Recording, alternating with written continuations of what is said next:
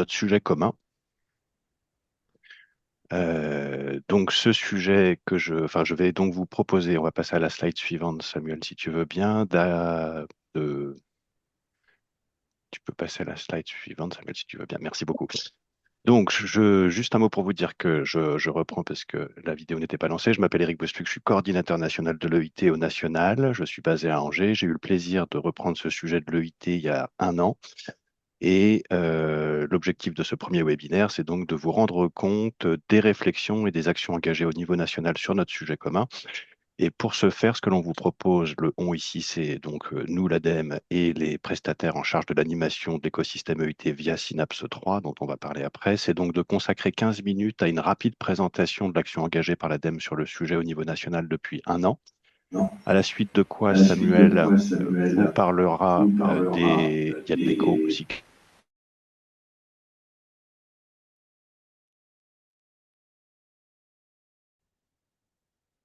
Oui, Eric, si tu peux remettre ton micro. Voilà, désolé, c'était coupé. Je ne sais pas où ça a coupé, c'est pas grave, je reprends. Désolé pour les petits couacs techniques.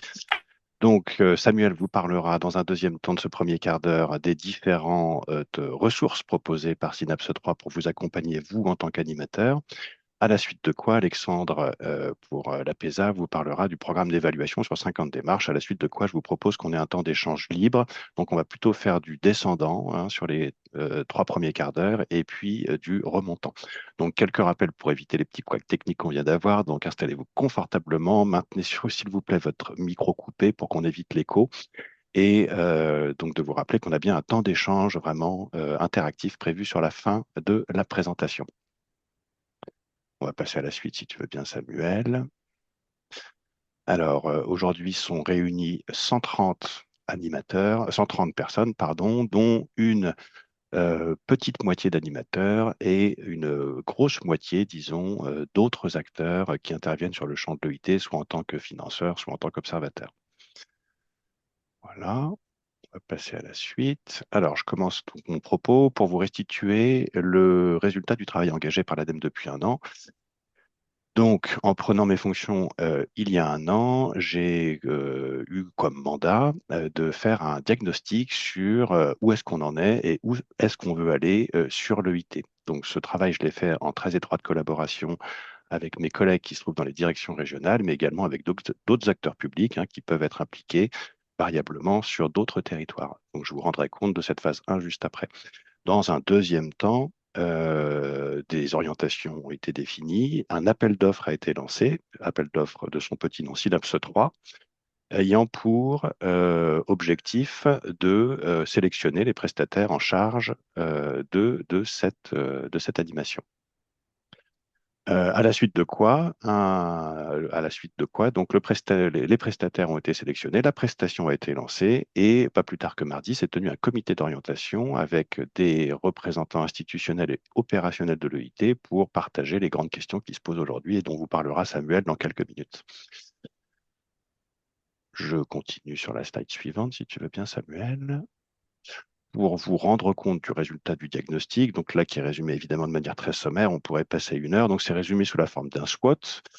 Ce qu'on peut retenir dans la globalité du trait, c'est que le sujet est donc soutenu par l'ADEME depuis une dizaine d'années, ce qui nous permet en cumulatif par le biais de différentes personnes d'avoir une connaissance fine et partagée du cycle de vie des démarches EIT avec une dynamique qui est solide, hein, puisqu'il y a 190 démarches aujourd'hui recensées sur la plateforme Synapse. En termes d'opportunité de vous partager les éléments de langage hein, qui ont été validés en interne, à savoir que l'EIT est un terreau fertile pour la transition écologique qui permet de lancer donc des démarches possiblement variées, notamment en décarbonation via les projets IBAC, puisque 8 des 13 lauréats IBAC d'il y a 2 ans sont issus de démarches EIT. Et plus généralement, il y a donc beaucoup de passerelles possibles entre l'EIT et d'autres dispositifs, notamment territoires d'industrie, etc. Dernier élément positif, les démarches EIT gagnent en maturité et en autofinancement. Ça, c'est le résultat des 10 dernières années. Et donc, ça constitue tout ce qui est en vert, finalement, des éléments qui sont des atouts. Parmi les faiblesses, on a, nous, en interne ADEME, une difficulté, en fait, à trouver le temps homme suffisant pour assurer le suivi de toutes ces démarches.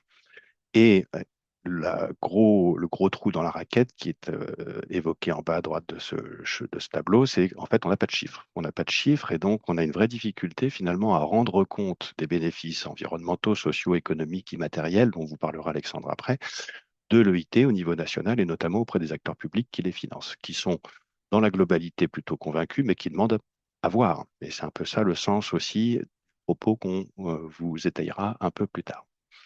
On passe à la suite, Samuel, si ça te va.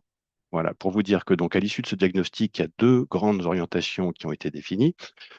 Une première qui est de considérer que le terreau fertile doit être consolidé, donc c'est le sens du mandat qui a été confié aux différents bureaux d'études retenus à l'issue de l'appel d'offres Synapse 3, à savoir APESA, Midiane, Auxilia, SCOV, Indigo, Colibri et Initiative Durable. Donc ça, c'est le premier objectif que de finalement animer l'écosystème par la production des différents éléments qu'on vous présentera juste après, en étant au plus près de vos besoins. C'est ça aussi le sens de ce webinaire, que de confronter finalement ce qu'on a pensé avec vos besoins. Deuxième objectif dont vous parlera Alexandre, en écho au point rouge que je mentionnais juste avant, c'est d'évaluer l'impact social, environnemental, économique et immatériel, ça ne figure pas de l'EIT, pour en démontrer l'intérêt. Dans le même temps, décision prise au niveau de l'ADEME d'arrêter de financer le lancement de nouvelles démarches dans l'attente des résultats de l'évaluation. Donc, en résumé, il y a une volonté claire d'accompagner le terreau fertile, mais également de l'évaluer pour décider des suites, de manière très schématique. On va passer à la suite, Samuel, pour ne pas prendre trop de temps. Voilà, donc pour vous, puis je m'arrêterai là, puis après c'est Samuel qui vous récapitulera un peu les différentes ressources mises à disposition par Synapse 3 pour vous, hein. Donc, pour vous dire qu'en termes de gouvernance, donc là, je rentre dans le détail des prestations attendues de Synapse 3 sur l'animation de l'écosystème, pour vous dire que cet écosystème, on souhaite vraiment l'animer de manière collaborative à travers différents comités. Donc, il y a un comité d'orientation dont on vous reparlera après qui s'est tenu mardi, mais il y a également à créer un comité des partenaires de l'EIT, donc notamment des partenaires économiques. Il y a également tout un sujet de suivi dans les régions à travers la question des réseaux régionaux qui sont en difficulté, hein, comme vous le savez, avec les DR et avec les animateurs. Donc, ce qu'on souhaite vraiment, c'est que chacun ait toute sa place dans la gouvernance et qu'on ait vraiment, comme on le fait tout de suite, à vrai dire, une forme de va-et-vient qui permette finalement de confronter à vos besoins, vous animateurs, les choses qu'on a en tête. Ils peuvent s'avérer plus ou moins exacts, car nous ne sommes pas infaillibles. Et je te passe la main, Samuel. Merci Eric. Moi je suis Samuel Sauvage de l'équipe d'animation Synapse au titre d'Auxilia. Certains me connaissent, notamment ceux qui sont, on va dire, historiques du sujet. Mais je repasse la balle à Alexandre puisque c'est des sujets qu'il maîtrise davantage au titre d'APESA. Bonjour à toutes et à tous, Alexandre Rodin, au sein de l'APESA et du coup coordinateur là pour l'équipe Synapse. Juste pour vous parler un peu des appuis qu'on va vous proposer finalement tout au long de l'année, qui ont déjà pour certains commencé. Vous allez pouvoir avoir accès à trois réunions flash, principalement basées sur le métier d'animateur EIT. La première a eu lieu il y a moins d'un mois sur le sujet de la logistique et a réuni un peu plus de 70 personnes. Il y aura deux autres sujets qui vous seront proposés sur lesquels Samuel vous proposera de prioriser un peu les choix tout à l'heure. La création d'un centre de ressources national de l'EIT, ça aussi pour pallier à la diminution et le contexte de réduction des centres de ressources régionaux. Il y a cette proposition d'animation d'un forum qui permettra de répondre à l'ensemble des questions que vous pouvez avoir pour justement pas rester bloqué sur des problématiques et qui sera associé à une base documentaire toute nouvelle, toute remise en forme pour que vous puissiez trouver l'ensemble des documents au plus vite. Et enfin, cette hotline juridique qui avait déjà eu un grand succès sur la phase précédente, qui est renouvelée toujours avec Scov et Elisabeth Gelot. Et en moins d'un mois, on a déjà eu 9 questions de 7 régions différentes qu'on portait sur des thématiques assez variées. Et là encore, dans la base documentaire, vous retrouverez prochainement l'ensemble des recommandations et documents anonymisés pour vous permettre d'avancer sur ces différents points de bocage. Et donc, si vous nous rejoignez maintenant, parce qu'on atteint quasiment les 90 participants, ça fait plaisir de voir cette mobilisation de l'écosystème. Sachez qu'en effet, il y aura non seulement les slides, mais aussi le replay qui sera envoyé, parce que peut-être que vous aurez raté les 5 premières minutes, ou peut-être que vous voudrez le partager à l'un de vos collègues. Donc, il y a dans cette offre de service également un travail pour outiller les animateurs ou les personnes qui essayent d'impulser de l'écologie industrielle et territoriale sur différents types de territoires. Donc, il y a différents types de fiches. Tout d'abord, ce qu'on met en rouge, c'est ce qui n'est pas encore, on va dire, lancé et rédigé. Donc, il y a à la fois des fiches Zoom qui, sur 4 pages, vont vous outiller sur un type de synergie ou de modèle à essaimer. Des notes de veille qui sont plus profondes pour dénouer des sujets plus complexes. Et puis, évidemment, il y a des newsletters qui, tous les 6 mois, vous mettent à jour sur tout ce qui a été produit, les outils à mobiliser, l'actualité de l'EIT. Il y a aussi des fiches pratiques sur des synergies concrètes et sémables, des fiches relatives à la pérennisation de démarches, des groupes de travail thématiques qui ne sont pas encore lancés, mais quand dans un an, on verra des sujets qui nécessitent d'avoir plusieurs réunions, eh bien, on pourra lancer des groupes de travail à quelques-uns. La cartographie, puisque faut donner à voir aussi qu'est-ce que l'EIT au niveau national. Cette cartographie interactive, elle est en cours d'actualisation et de réorganisation. Et puis, plus généralement, notre plateforme, le site Synapse, eh bien, on est conscient qu'il y a beaucoup de choses dedans et qu'il y a sans doute à retravailler son arborescence. Sur ces bases, on a réuni le comité d'orientation, comme le disait Eric, et je vais vous demander d'ici quelques secondes de donner un premier avis sur ce qui est ressorti.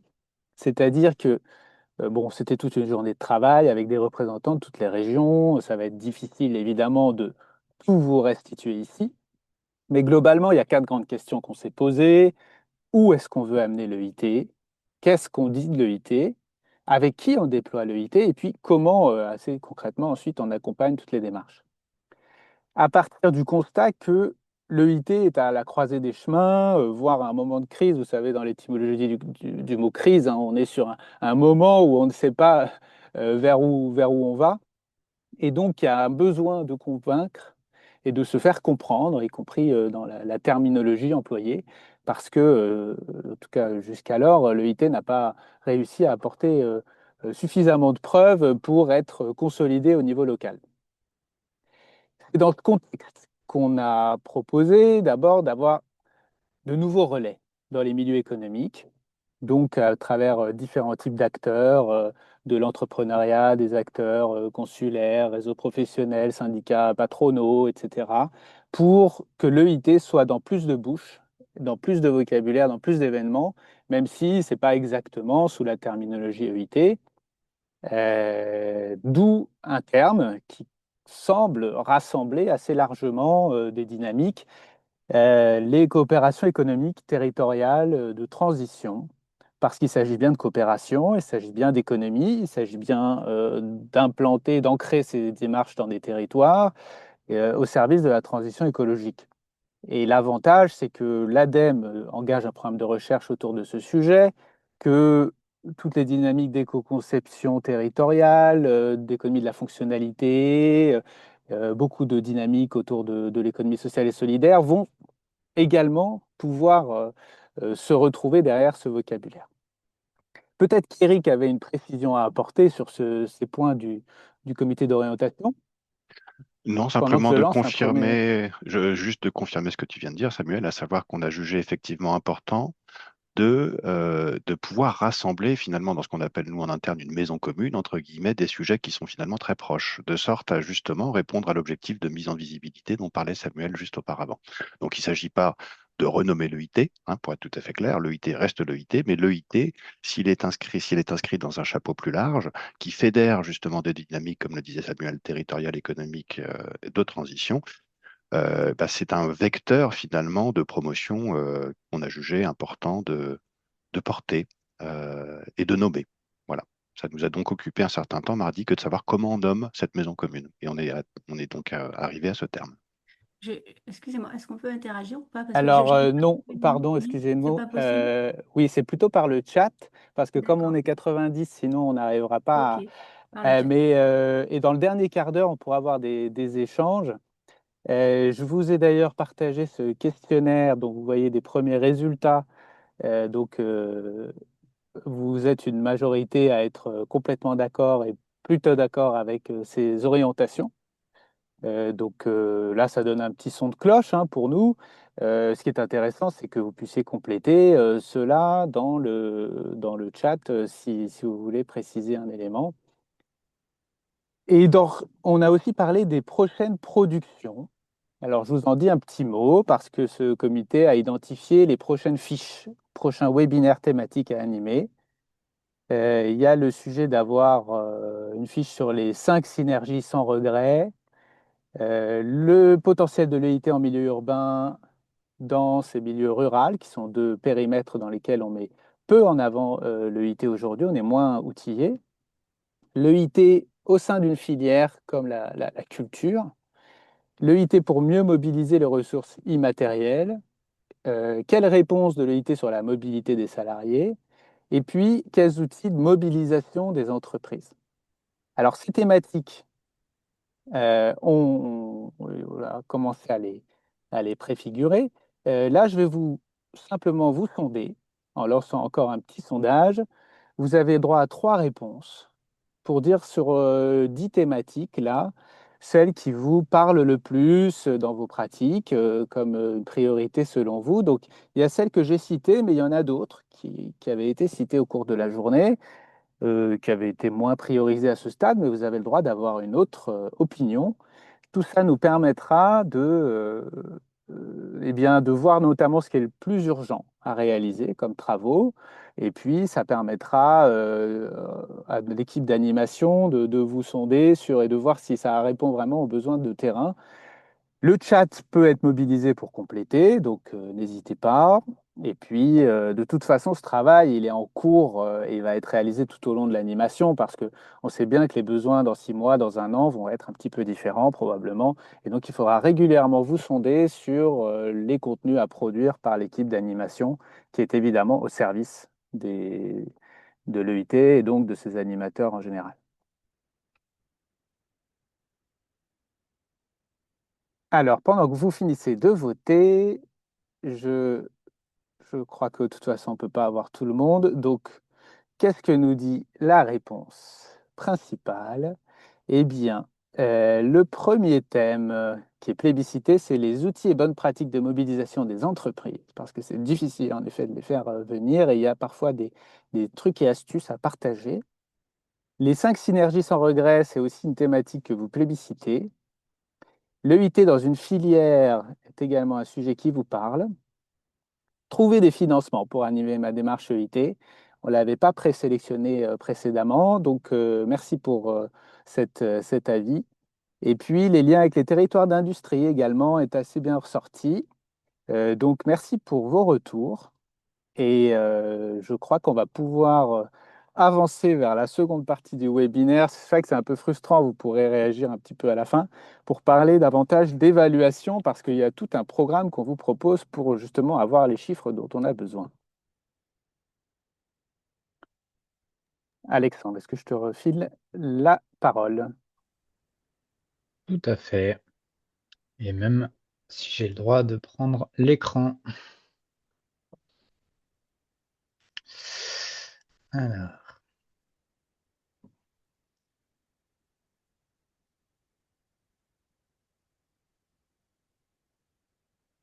C'est bien, on va. super. Merci Samuel, merci Eric. Je vous propose du coup comme convenu, là, de passer une petite demi-heure sur le sujet de l'évaluation des démarches EIT, qui est un gros sujet, un vrai besoin. Voilà, j'en ai pour à peu près une petite demi-heure de présentation et après on aura vraiment du temps d'échange et n'hésitez pas à poser au fur et à mesure vos questions sur le chat. Pourquoi du coup réaliser et pour qui réaliser finalement ces évaluations? On l'a dit, Eric l'a rappelé, il y a un vrai besoin, notamment des acteurs publics, de justifier de l'intérêt de l'écologie industrielle et territoriale pour pérenniser leur soutien au déploiement des démarches, à la vie même des réseaux, qu'ils soient régionaux ou nationaux, à ces centres de ressources. Et donc, il y a un besoin d'appuyer, d'avoir un peu plus de connaissances sur ce qui se passe réellement sur le terrain. Ça, c'est le besoin, j'ai envie de dire, des acteurs publics. Pour autant, il y a un acteur qui est primordial dès qu'on veut des chiffres, de la donnée, et ça retombe souvent et on en est entièrement conscient, ça repose beaucoup sur l'animateur ou l'animatrice EIT, et on vient lui demander régulièrement du reporting pour réaliser du coup ces évaluations et faire remonter de la donnée. Nous, on part déjà tout de suite du principe au niveau de l'évaluation de Synapse que une évaluation, pour que donner envie aux animateurs et aux animatrices de passer du temps pour réaliser cette évaluation, il faut avant tout que cette évaluation leur serve. On ne peut pas avoir justement une évaluation qui soit juste là pour faire remonter de la donnée aux acteurs publics, mais il faut aussi que la façon dont on va avoir de réaliser cette évaluation permettre d'aider les animateurs UIT à déployer, pérenniser et rendre leur démarche du coup plus forte. Et elle doit aussi leur permettre d'avoir un certain nombre de données qu'elles peuvent utiliser pour aller convaincre les entreprises, soit de s'engager, soit en tout cas de pérenniser leur engagement dans ces approches coopératives territoriales telles qu'elles sont proposées par l'EIT. Donc, l'enjeu, c'était vraiment d'essayer de répondre à ces trois maillons finalement de partenariat nécessaires au déploiement de l'écologie industrielle et territoriale. Le deuxième point qui nous semblait extrêmement important, c'est qu'est-ce qu'on mesure du coup par rapport, quand on évalue les impacts d'une démarche UIT, quels sont les critères, les indicateurs qu'on va utiliser pour vraiment mesurer les effets de l'écologie industrielle et territoriale. Jusqu'à présent, les propositions qui avaient notamment été faites dans les précédentes missions de Synapse ou ailleurs, c'était de se concentrer sur les impacts dits matériels, donc les flux, et essayer de donner des indicateurs en tonnes, en mégawattheures, en mètres cubes, en tonnes d'équivalent CO2, ainsi qu'en indicateurs socio-économiques qui vont être associés à ces échanges de flux. Donc là, on va parler euros, on va parler ETP, on va parler activité. Du coup, concrètement, la partie évaluation se concentrait uniquement sur cette partie-là, avec un biais qui était connu, en tout cas très connu des animateurs, et des fois pas forcément dit explicitement. Et là, on prend le constat de le dire ouvertement, c'est que l'animateur ne va avoir, en termes de connaissances, qu'une partie de ses impacts matériels, puisque globalement, les données, toutes les métriques nécessaires, ce sont clairement les entreprises qui les possèdent, et l'animateur EIT, globalement, ne peut pas avoir des yeux dans chaque entreprise et tout le temps, et du coup, ce serait extrêmement chronophage d'essayer de récupérer l'ensemble de ces données. Il y a certaines données que les entreprises aussi préfèrent garder pour elles. Et du coup, on part aussi du principe que se concentrer uniquement sur les impacts matériels, c'est aussi ne voir qu'une partie des impacts. Aller chercher ces autres impacts concrètement, ce serait énormément de temps à passer et on aurait du mal à aller plus loin. Donc, ce qu'on a voulu ajouter au niveau de la méthode Synapse, c'est pas d'aller un peu plus loin dans les impacts matériels, même si on verra, on va vous proposer un certain nombre d'appuis et d'aides pour se concentrer vraiment sur les effets impactants. Mais c'est d'aller mesurer directement le rôle et la mission de l'animateur à EIT, à savoir, et ça a été repris notamment quand on a parlé de mettre en place des systèmes coopératifs au service de la transition et de la sobriété, efficacité en gestion des ressources. Concrètement, qu'est-ce qui est fait par l'animateur EIT pour essayer du coup de développer ces réseaux coopératifs, de développer ces niveaux de confiance, de coopération entre les acteurs, le partage d'informations nécessaires au développement des activités, Et toutes ces données, jusqu'à présent, on les mesurait relativement peu. Et donc, voilà, la deuxième nouveauté un peu de la méthodologie Synapse, c'est qu'on va vous aider à la fois à évaluer les impacts matériels connus, mais aussi à concentrer une bonne partie de ce travail-là sur la connaissance et la caractérisation de ces impacts immatériels qui nous semblent complètement nécessaires par rapport aux objectifs de transition dans lesquels est intégré le IT. Et le troisième niveau d'indicateur, ça va être plutôt de se concentrer sur la maturité, d'avoir une idée, une vision de la maturité des démarches au niveau national, en se concentrant sur un nouvel outil qui sera une sorte de matrice qui va reprendre un peu les grands enjeux et les niveaux de pérennité, enfin de maturité, pardon, des démarches. Et on va essayer par contre, se concentrer, d'arriver à donner un peu plus de lisibilité sur les forces et les faiblesses des démarches sur les grands piliers que sont la gouvernance, le modèle économique et les activités développées par les démarches, et d'essayer de proposer un certain nombre de recommandations suite à cette évaluation, histoire que les démarches EIT ne se retrouvent pas juste avec un note et quel niveau on a, mais plus un bilan des forces et faiblesses sur ces grands axes et des recommandations à mettre en œuvre pour progresser. Cette méthodologie qu'on vous propose, on est complètement conscient qu'elle va demander du temps, en tout cas à tous les animateurs et les animatrices qui s'engageront aux côtés du réseau Synapse dans cette évaluation. Pour autant, fort de l'expérience qu'on avait, notamment de tous les travaux qui ont pu être menés, notamment en Nouvelle-Aquitaine depuis 3 ans, sur l'évaluation des démarches EIT, avec près de 400 synergies qui ont pu être évaluées sur notamment les 2 dernières sessions. On a essayé de regarder un peu qu'est-ce qui fonctionnait, qu'est-ce qui ne fonctionnait pas et comment on pouvait faciliter finalement le travail. L'idée n'était pas de dire comment est-ce que on peut le faire ou pas le faire, mais voilà comment on peut vous rendre en tout cas la tâche plus facile et vraiment travailler à côté des animateurs EIT pour faciliter ce travail, tout en restant dans une approche qui est solide d'un point de vue opérationnel.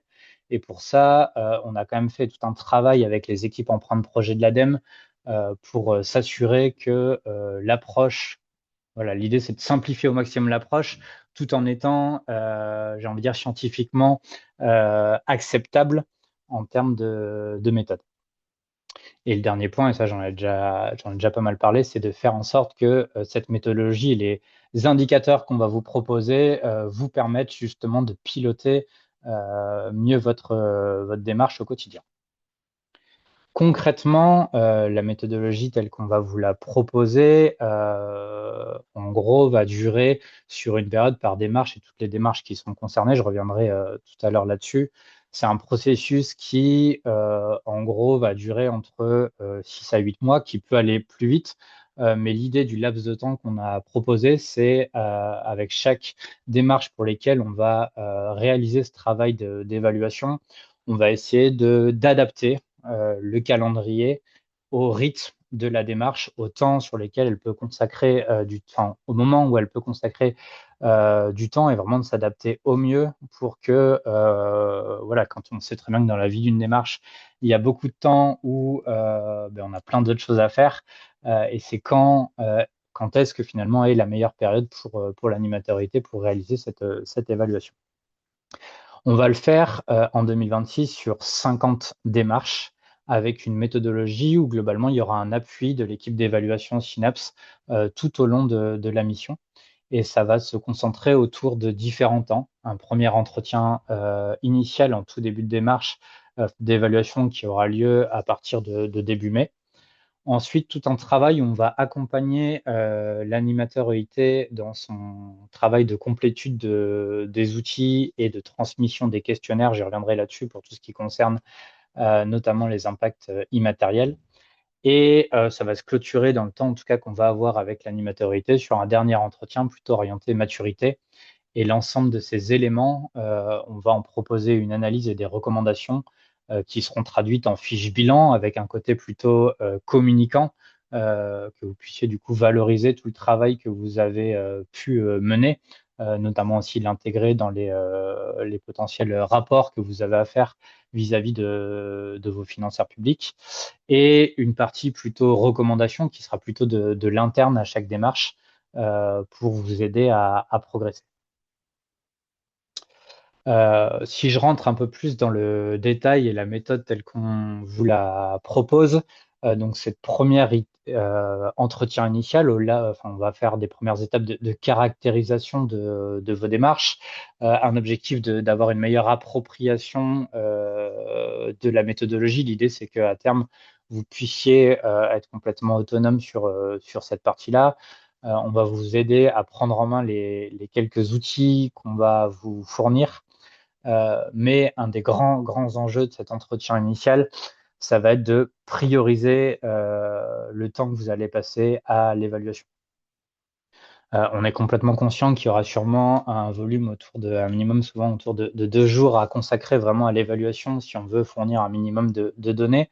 Par contre, notre objectif, c'est que vous puissiez passer un minimum de temps pour un maximum de résultats, avec toutes ces logiques telles qui peut être précisées dans notamment la loi de Pareto. Mais voilà, c'est comment on peut se concentrer sur évaluer un minimum de synergie pour avoir un maximum d'impact. Concrètement, sur les 400 synergies évaluées en Nouvelle-Aquitaine, si on en avait pris 12%, on aurait eu 80% du résultat d'un point de vue gaz à effet de serre. C'est un peu l'enjeu qu'on veut dire. On ne va pas chercher à tout mesurer, mais on va chercher à mesurer notamment ce qui a de l'impact. Et l'idée, c'est de se perdre le moins possible à mesurer, essayer de tout mesurer d'un coup parce qu'on est rentré dans un processus d'évaluation. Clairement, on va essayer de se concentrer sur les actions à effet le plus important possible. Derrière ce premier atelier, qui logiquement pourront débuter au mois de mai pour ceux qui voudront s'engager dès le mois de mai, on pourra prendre un petit peu plus de temps si certaines démarches ont besoin de repousser un peu. La suite, ça va être l'évaluation des impacts. Et c'est là clairement où, en tant qu'animateur UIT, vous allez avoir le plus de temps à passer. Sur les reculs qu'on a, c'est une phase qui peut souvent s'étaler sur 4 mois. En y passant une demi-journée par mois pendant 4 mois, on arrive à fournir pas mal de données. On peut en profiter d'avoir des rendez-vous qui étaient déjà calés avec les entreprises pour rajouter 2-3 questions, histoire de récupérer un peu plus de données.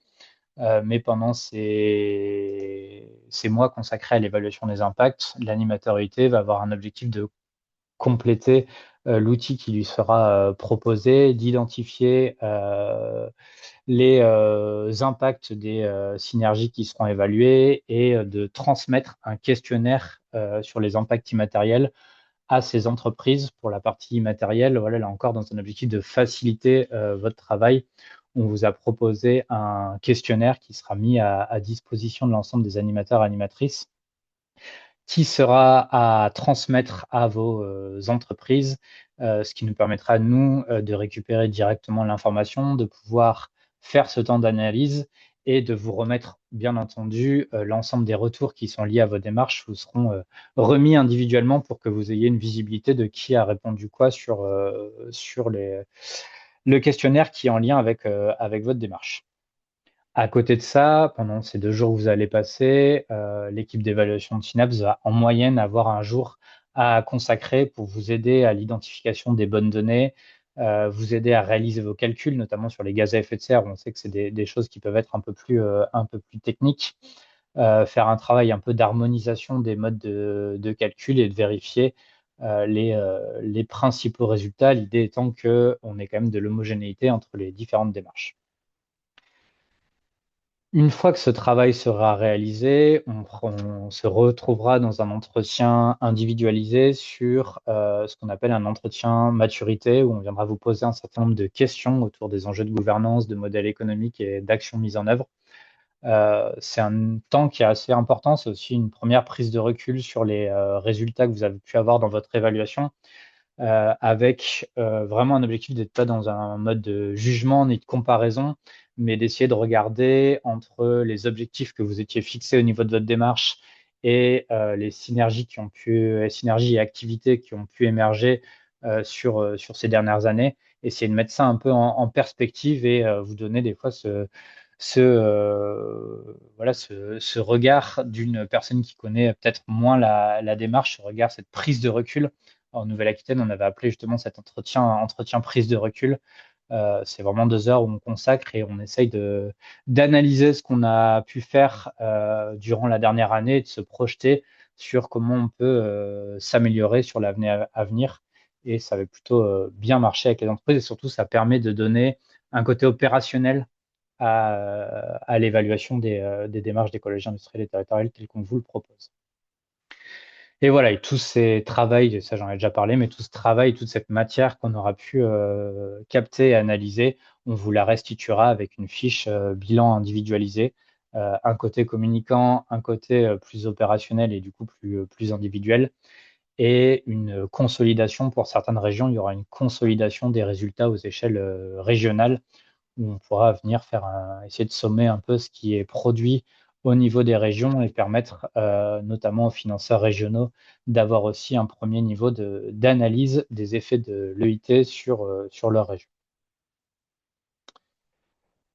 Sur les outils qui seront mis à votre disposition durant l'évaluation, donc on a les outils qu'on met à la disposition du coup, enfin qu'on fournit à l'ADEME et qui seront du coup publics, notamment un tableur Excel d'évaluation des actions et synergies de IT. Pour celles qui feront partie du premier groupe de 50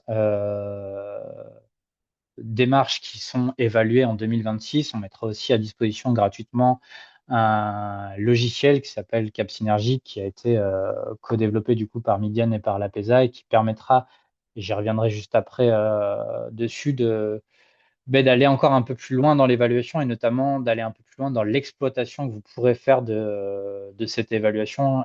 C'est vraiment un outil qu'on a repensé, voilà, qui prend 100% des fonctionnalités du Excel, mais qui vient rajouter des réponses à certains besoins, notamment la capacité de pouvoir faire des comptes rendus aux entreprises qui participent à vos démarches. Second outil qui sera mis à disposition, c'est un outil d'identification des impacts immatériels. Donc là, qui va reprendre les différents éléments dont je vous ai parlé sous forme d'un questionnaire remis aux entreprises. Là encore, on sait très bien que les entreprises forcément auront un temps limité pour y répondre. On part pour l'instant sur une base de questionnaire qui prendra environ une vingtaine de minutes à répondre avec à chaque fois, on va essayer d'identifier des niveaux de maturité sur les différents impacts immatériels, pardon. Et donc, ce sera plutôt des formulations de réponses à choisir plutôt que des réponses à écrire. L'idée, voilà, c'est d'être le plus opérationnel possible, mais quand même, ces niveaux de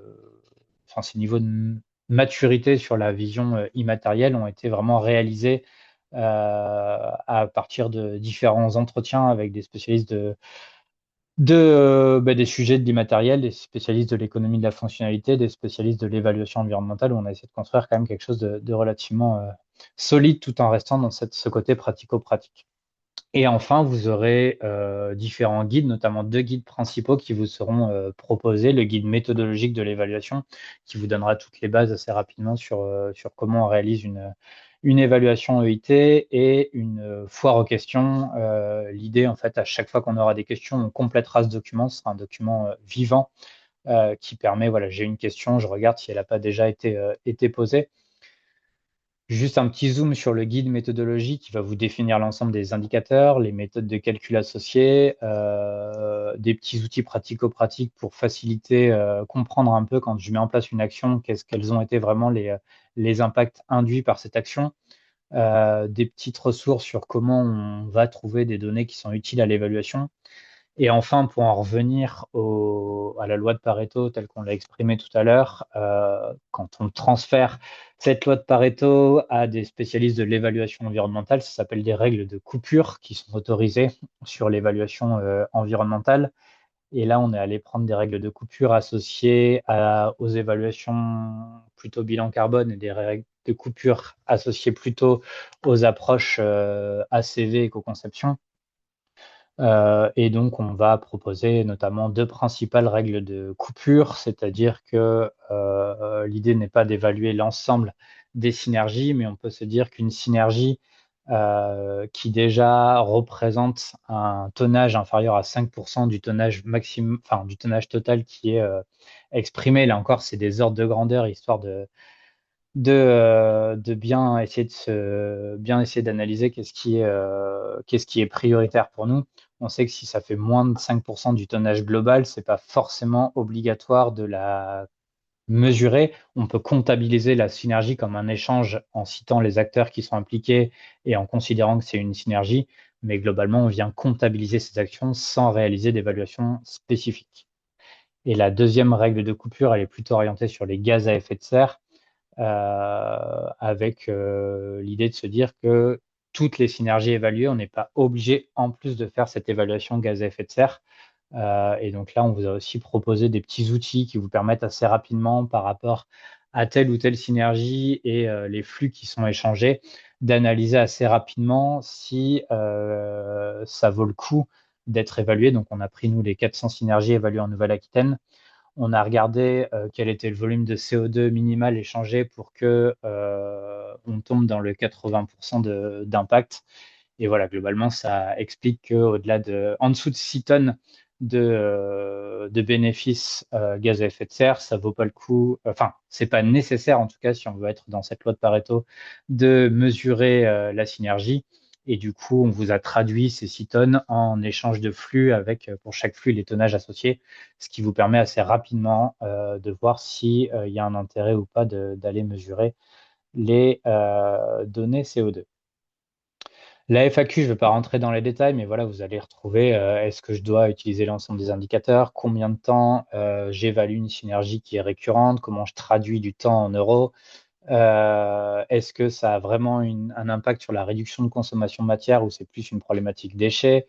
Enfin, voilà, vous avez tout un tas de questions qui nous sont régulièrement posées et qu'on a commencé. Là, je vous en ai mis un extrait. Et pour chaque question, globalement, vous allez avoir à chaque fois une à 6 diapos, puisque pour certaines, on a fait des schémas pour reprendre les situations classiques, ou alors on a fait des études de cas pour que vous essayiez de vous retrouver.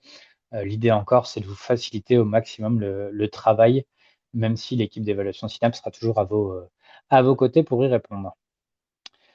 L'outil Cap Synergie, en quelques mots, il reprend l'ensemble de la comptabilité. Enfin, il est complètement compatible avec l'approche Tablert qui sera proposée et j'ai envie de dire libre de droit sur la plateforme Synapse.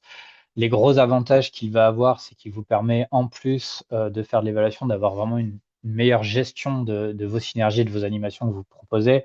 Il va vous faciliter l'aide au calcul, c'est-à-dire qu'il a un petit module d'aide au calcul. À chaque fois qu'il y a un calcul qui est fait par une démarche, vous ne voyez pas les résultats de la démarche, mais en tout cas les critères qui ont été utilisés pour réaliser les calculs sont mis en fait au pot commun et vérifiés notamment par les administrateurs de l'outil. Il vous permet d'avoir un petit module du suivi de l'évaluation en direct pour, en fait, il vous fait un bilan des synergies qui sont mises en œuvre, de celles qui restent à évaluer et de vous en être dans le process d'évaluation. Et enfin, il vous permet de créer des graphiques et des indicateurs à différentes échelles, l'échelle de vos démarches, bien entendu, l'échelle des acteurs, c'est-à-dire que vous allez pouvoir aussi faire des graphiques à l'échelle des entreprises, et donc ça va vous faire un bilan de toutes les synergies dans lesquelles elle est impliquée et les résultats associés à ces synergies pour voilà, leur transmettre directement, et ça permet aussi de faire des regroupements de démarches aux échelles qu'on souhaite en capitalisant. Donc ça, bien sûr, il n'y a que les administrateurs de la plateforme qui peuvent le faire, mais sur demande de financeurs ou accord de plusieurs démarches, on peut être capable de faire des regroupements d'indicateurs à des échelles, à l'ensemble des échelles qu'on souhaite. Cet outil sera remis du coup et mis à disposition gratuitement pendant l'ensemble de la durée de l'évaluation et un peu au-delà. Là, on est parti sur une mise à disposition pendant 1 an pour tous les utilisateurs, avec bien entendu une extraction de l'ensemble des données collectées au format tableur à l'issue du travail de réalisation de l'évaluation. Et juste pour en finir, de toute manière, il est 45 comme prévu. Donc, sur les 50 démarches qui seront, en tout cas, qu'on propose d'évaluer en 2026, il y a tout un travail qui a été fait en mobilisant l'ensemble des directions régionales de l'ADEME, qui ont elles-mêmes associé leurs différents partenaires régionaux pour arriver à une première base d'une cinquantaine de démarches que les directions régionales souhaitaient faire évaluer cette année. On s'est basé sur deux critères principaux que sont la maturité et l'ancienneté de la démarche et les typologies d'actions mises en œuvre dans les démarches. Et donc ça nous a permis de faire une première base de 30-35 démarches qui ont été complétées par des souhaits de certaines régions d'avoir une visibilité régionale un peu plus poussée. C'est le cas d'Occitanie, de PACA, des Hauts-de-France et de l'Île-de-France et de Grand Est de mémoire. Et ça nous a abouti sur la liste des 50 démarches sur laquelle on souhaiterait proposer en 2026 cette évaluation. Et pour réaliser ces évaluations, chaque démarche aura du coup un évaluateur ou une évaluatrice. Et donc, on est 4 personnes mobilisées dans l'équipe Synapse pour assurer cette évaluation. Donc, en gros, chacun aura un quart des démarches en suivi. Donc, il y aura moi pour ma part. Violaine Bodon qui peut peut-être mettre sa caméra, normalement elle doit peut-être être là. Benoît Duré de Midiane, pareil s'il est là. Et enfin Stéphane Velay d'Indigo. Donc là, voilà, vous avez l'équipe des 4 personnes mobilisées pour réaliser cette évaluation à vos côtés.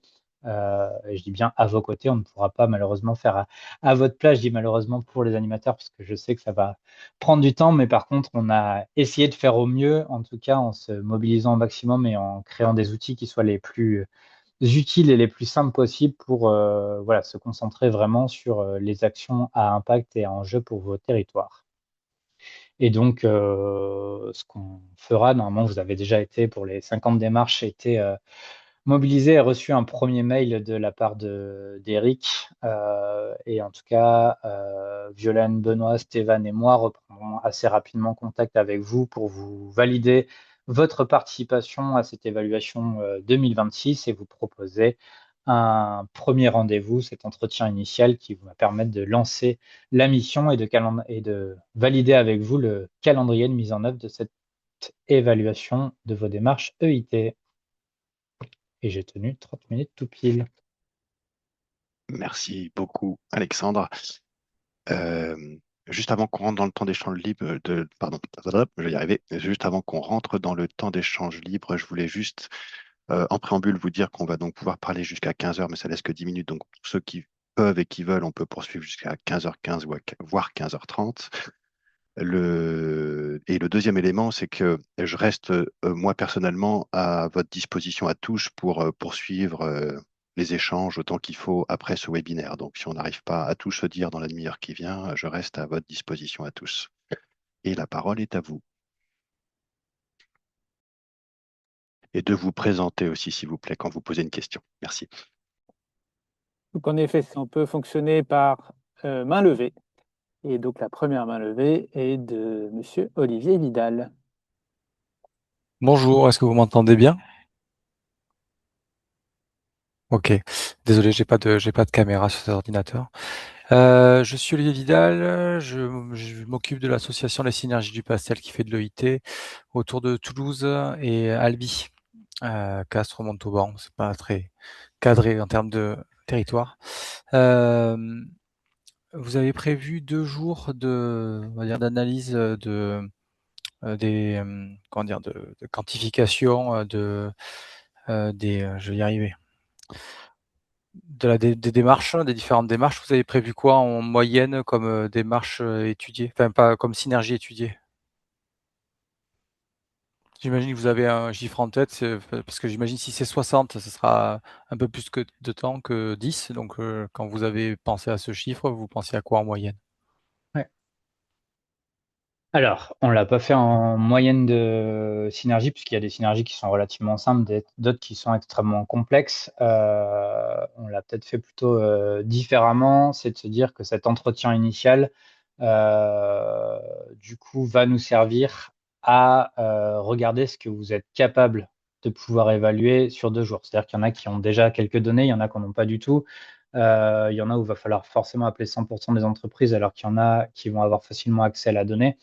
Et l'idée, elle est presque inverse, c'est de se dire que dans un volume qui nous semblait raisonnable pour assurer une évaluation qui a un minimum de 2 jours, si à l'entretien initial, vous nous dites que vous pouvez consacrer 3 jours, on le fera à partir de 3 jours, mais c'est plus de partir sur ce volume de jours qui peut être mis à disposition et qu'est-ce que concrètement on peut estimer raisonnable en termes de nombre de synergies à évaluer par rapport aux synergies que vous avez en gros dans votre portefeuille. Et donc, on ne va pas raisonner à dire on peut en faire 10, on peut en faire 15, mais globalement, voilà, où vous en êtes, c'est quoi les synergies que vous avez, dont vous avez connaissance, c'est quoi votre niveau de données là-dessus. Concrètement, voilà, lesquels il nous semble de notre expérience capable de faire en 2 jours. Donc, désolé, c'est un peu une réponse de Normand, mais c'est plutôt dans cette façon qu'on va Non, avoir c'est de bien compris. procéder. Merci. Merci. Et nous avons la deuxième main levée côté Marc Dufaux. Oui, merci Alexandre. Bonjour à toutes et tous. Marc Dufaux, Drioat, service du ministère de l'écologie en Île-de-France. J'avais une question, Alexandre, que j'ai reportée dans le chat là. Je m'interroge sur la prise en compte du degré de maturité des démarches qui vont faire l'objet de l'évaluation de synergie. Je me demande s'il ne faut pas une approche un peu matricielle, c'est-à-dire considérer le degré évaluer des synergies opérationnelles, mais en fonction du degré de maturité. Autrement dit, est-ce que les critères d'évaluation des synergies vont faire l'objet d'une pondération en fonction du degré de maturité de la démarche qui occasionne ces synergies? Et je me fais le porte-voix de Cindy qui a posé une question complémentaire. Et également, quid d'une pondération en fonction des compétences, des capacités et du savoir-être des animateurs de ces démarches? Merci de ta réponse. Ouais. Alors, sur la pondération, quand tu dis pondération, c'est plutôt en termes de priorisation. Qu'est-ce qu'on va évaluer du coup et comment on va prioriser en fonction du niveau de maturité? Est-ce qu'on va aller regarder comme type de synergie? Mais c'est-à-dire que je me dis, tu vois, une démarche qui a un degré de maturité moyen, Oui, du coup, ça veut dire que vous allez faire un focus, une identification, un premier diag sur les synergies potentielles ou déjà existantes. oui, Et dans les critères d'évaluation, est-ce que tu as affecté un critère de pondération je dis n'importe quoi, par exemple, si c'est chiffré de 2, alors que tu le mettrais peut-être de façon différente en fonction d'une démarche globale qui soit beaucoup plus mature. Je ne sais pas si c'est... autrement dit, est-ce que tu affectes un indicateur de pondération sur un ok. critère en tenant compte du degré de maturité de la démarche plus globale? Ouais. Alors du coup, si je comprends bien, on est plus sur l'évaluation de la maturité que sur l'évaluation des synergies en tant que telles, si je ne me trompe pas.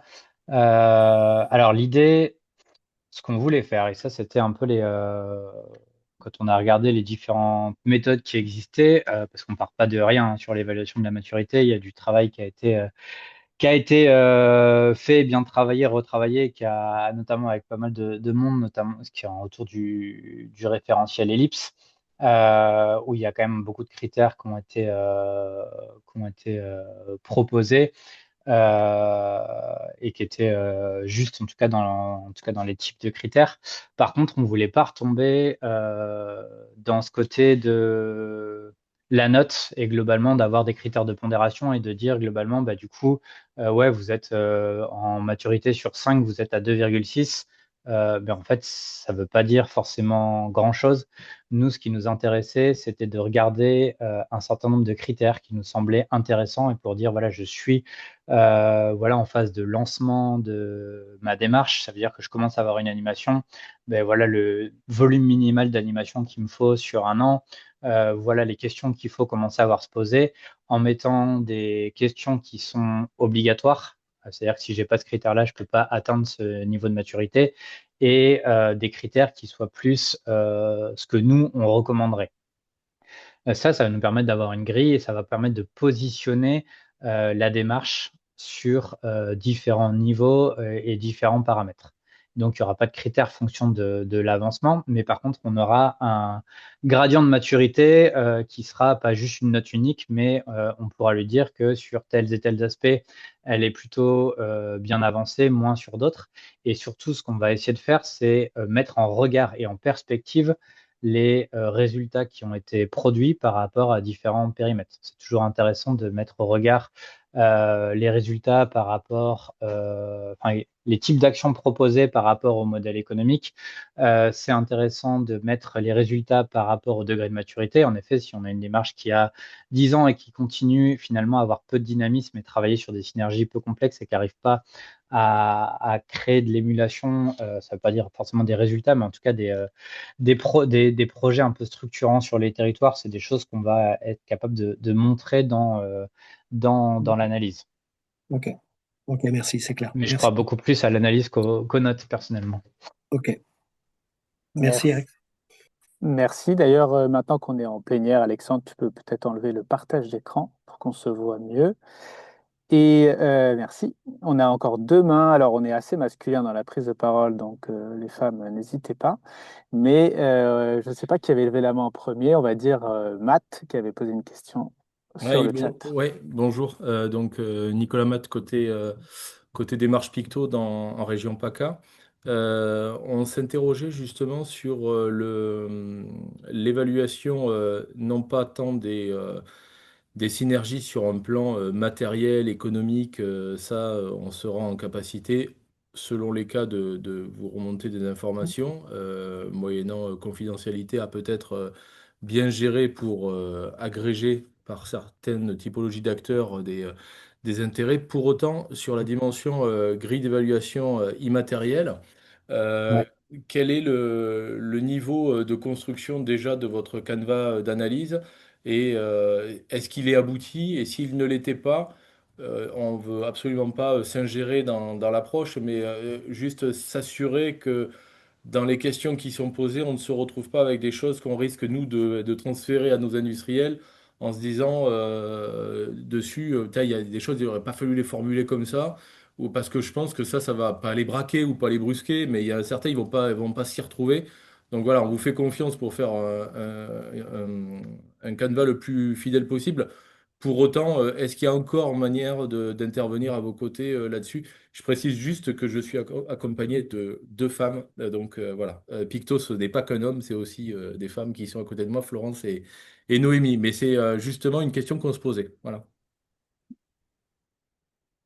Alors, sur cet outil, il est en cours de finalisation, mais j'ai envie de dire, tant qu'il n'est pas envoyé, il peut évoluer. Euh, du coup, enfin, c'est un travail qu'on mène depuis maintenant un peu plus de 2 mois avec Hugo Castello qui est en stage à l'APESA, plus Romain Allais qui est chercheur sur ces sujets. Ce qu'on peut tout à fait faire, alors pas avec un panel extrêmement large, mais avec et là je dis ça sous couvert d'Eric, tu me fais des gros yeux si je dis des bêtises, mais c'est imaginer de laisser une semaine à un panel d'acteurs volontaires de pouvoir nous faire un retour sous réserve, par contre, on parlait de confidentialité, de non-diffusion de cette version non finalisée. Mais voilà, s'il y a 4-5 volontaires qui veulent, sur un temps d'une semaine, nous faire vos retours, faire des corrections telles qu'on l'a fait déjà avec pas mal d'acteurs, en tout cas, nous, on est tout à fait ouverts à ça. Et ce serait grosso modo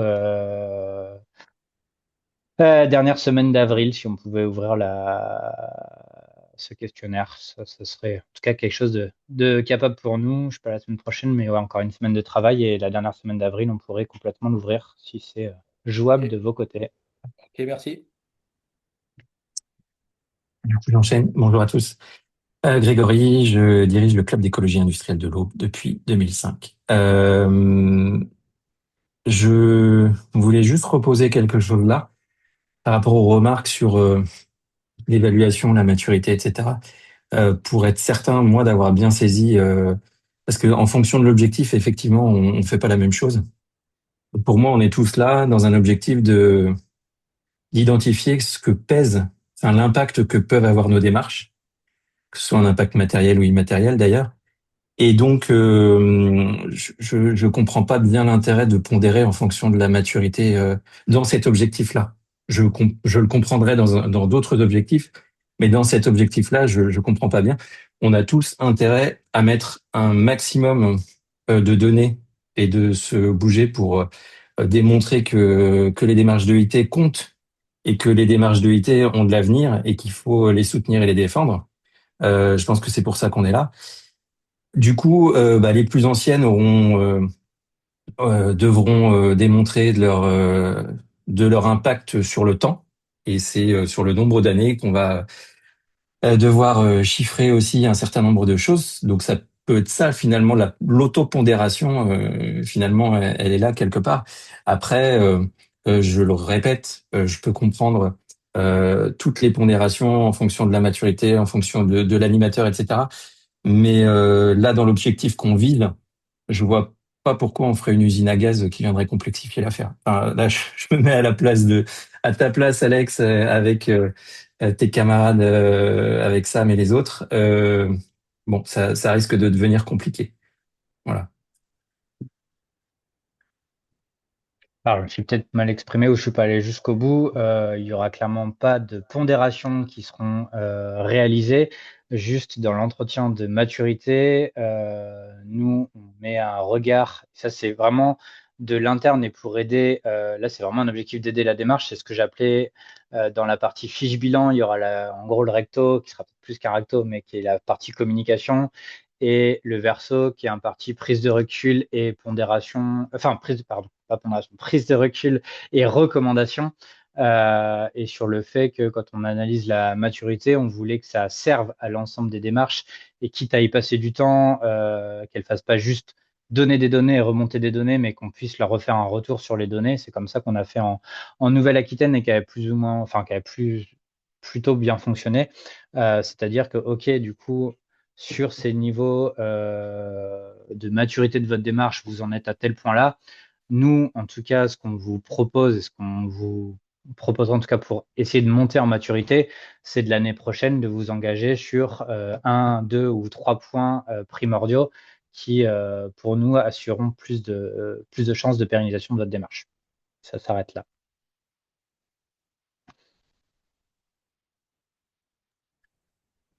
Ah, je l'ai fait fuir. Non, pas du tout. Je reprends juste la parole 2 secondes pour dire qu'il est 15 heures, Alexandre. Donc, il y a un certain nombre de participants qui s'en vont. On avait prévu 1 heure, c'est normal. Et comme on se l'a dit juste avant, on peut poursuivre 15 minutes pour ceux et celles qui peuvent, sachant une nouvelle fois que tout ce qu'on se dit là est enregistré et sachant une nouvelle fois que je suis à votre entière disposition, tous autant que vous êtes, pour échanger autant qu'il faut. Voilà. Et je repasse la main à ceux qui la lèvent. Bien, en l'occurrence, on a un récidiviste avec Marc. Non, mais merci. Je vais faire partie de ceux qui restent un petit peu, Eric. Merci. Non, mais voilà, on va pas ergoter que sur ce sujet évaluation, mais c'est vrai que c'est important puisque Eric, tu rappelais notamment en intro, tu vois que c'est d'abord une démarche d'évaluation qui doit servir aux porteurs et aux animateurs de démarche. Ça, c'est vrai. Après, c'est vrai que le point d'attention, le regard qu'on peut avoir, nous, ben, tu vois, l'ADEME, la DRIEAT, les régions, etc.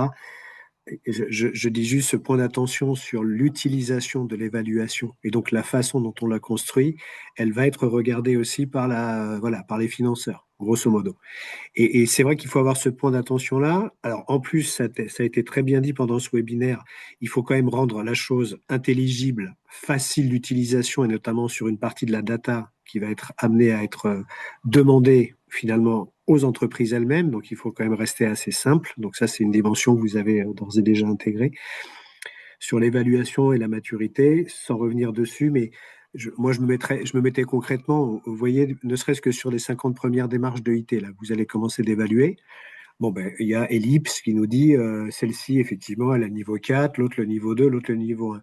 Pour autant, je crois qu'Alexandre, tu as dit ça, une démarche qui a peut-être plus d'ancienneté par rapport aux autres, bon, ben, statistiquement, c'est pas que intuitif, il y a peut-être plus de chances qu'elle ait abouti d'ores et déjà à X synergie opérationnelle.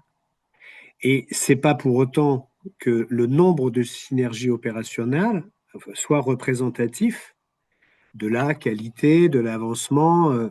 C'est-à-dire que c'est pas parce qu'il y aurait 9 synergies opérationnelles qui existent depuis 10 ans, si sur les 9 synergies opérationnelles, il y en a 8 qui pédalent dans la semoule, ma question, c'est de savoir comment vous allez intégrer cette dimension-là.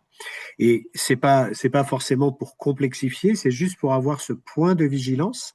Parce qu'encore une fois, je pense que de notre côté, en tout cas du côté de certains financeurs, on va gentiment nous questionner là-dessus. À quoi ça sert votre truc? Quels sont les critères tangibles? Donc très rapidement, voilà, il y a pas mal de décisionnaires qui sont par ailleurs de parcours assez mathématiques, assez ingés, hein, dans les sphères décisionnelles des financeurs.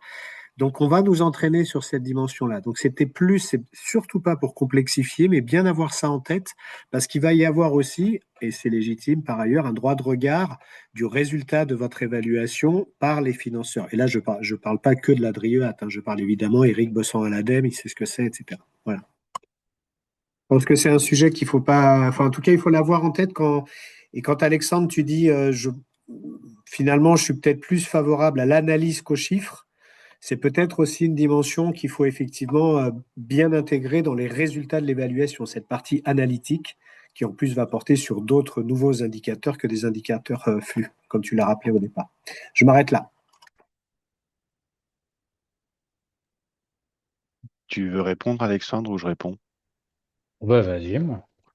Ouf, bah, je ne vais pas répondre sur la partie technique, tu es beaucoup plus avant que moi, mais en tout cas, simplement sur la partie enjeu, on a tout à fait conscience de la nécessité, Marc, de pouvoir justifier de la méthode utilisée. C'est précisément dans ce sens-là qu'on a travaillé en interne, nous, avec l'équipe Empreinte Projet, qui est vraiment entièrement dédiée à l'élaboration de méthodologies comme celle qu'a présenté Alexandre. Donc, on ne peut pas officiellement nous présenter une forme de validation, de conformité à la méthode empreinte projet, tout simplement parce que mes collègues sont en nombre insuffisant pour assurer ce genre de validation. Hein. S'ils le faisaient, tout le monde toquerait à leur porte. Ils ne peuvent pas le faire, c'est clairement non. En revanche, on peut, et c'est ce qu'on a fait, travailler un peu main dans la main avec eux pour comment dire, valider le fait que ça soit raccord, en quelque sorte. Donc, à ta question, la réponse est oui, c'est raccord. Ok. Ok, merci. Merci à tous les deux. D'autres questions?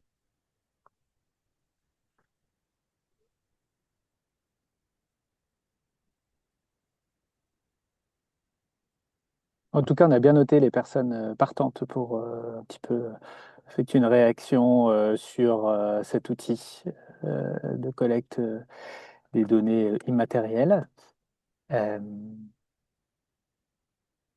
On vous laisse encore quelques secondes pour éventuellement poser votre question et puis sinon, on va clôturer tranquillement.